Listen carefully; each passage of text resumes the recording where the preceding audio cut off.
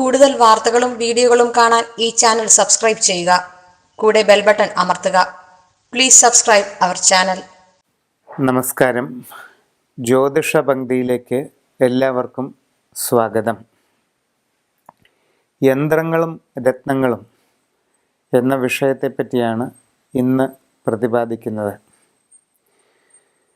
വിവിധ ഉദ്ദേശ്യങ്ങൾക്കായി താന്ത്രികമായ യന്ത്രങ്ങൾ എഴുതി പൂജ ചെയ്ത് ദേഹധാരണം നടത്തുന്നത് പൊതുവെ നൂറ്റാണ്ടുകളായി നമ്മുടെ നാട്ടിൽ നിലനിന്നു വരുന്ന ആചാരമാണ്.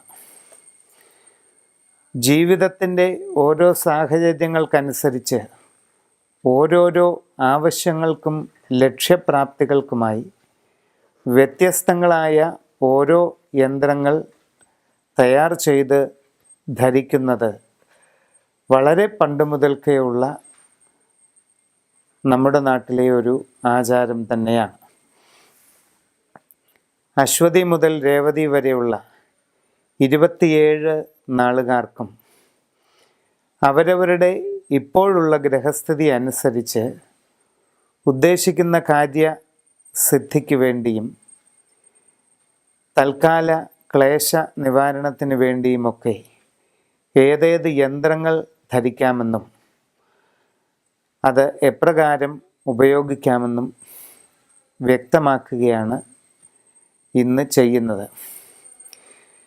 യന്ത്രങ്ങൾ ധരിക്കുന്നതിന് സാധിക്കാത്തവരോ അത്തരം ആചാരാനുഷ്ഠാനങ്ങളിൽ ഉൾപ്പെടാത്തവരോ ആയിട്ടുള്ളവർക്ക് വേണ്ടി ഇപ്പോഴത്തെ അവരവരുടെ നക്ഷത്രത്തിൻ്റെ ഗ്രഹസ്ഥിതി അനുസരിച്ച് ഏറ്റവും ഫലപ്രാപ്തി നൽകുന്ന രത്നക്കല്ല് ഏതാണെന്നും അതിൻ്റെ ഉപയോഗം എപ്രകാരമാണെന്നും കൂടി ഇതോടൊപ്പം വിവരിക്കുകയാണ്.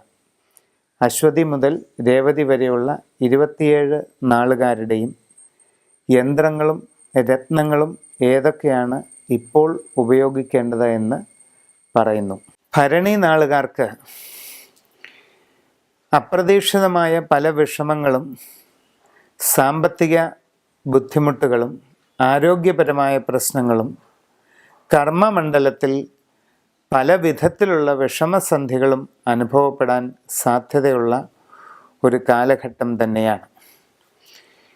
ഇങ്ങനെയുള്ളവർക്ക് അവരുടെ കർമ്മമണ്ഡലത്തിലെ എല്ലാ പ്രയാസങ്ങളും ദൂരീകരിക്കുന്നതിനും അവരുടെ തടസ്സ വിഷമതകളെ അകറ്റി മനസ്സിൽ ആഗ്രഹിക്കുന്ന ലക്ഷ്യങ്ങൾ സാധിച്ചെടുക്കുന്നതിനുമായി മഹാസുദർശന യന്ത്രം ധരിക്കുന്നത് ഏറ്റവും ഉത്തമമായി കാണുന്നു.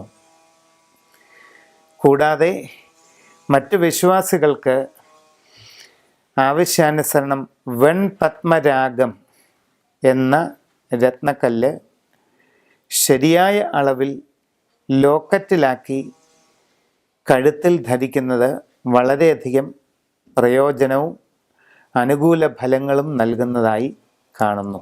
കൂടുതൽ വാർത്തകളും വീഡിയോകളും കാണാൻ ഈ ചാനൽ സബ്സ്ക്രൈബ് ചെയ്യുക. കൂടെ ബെൽ ബട്ടൺ അമർത്തുക. Please subscribe our channel.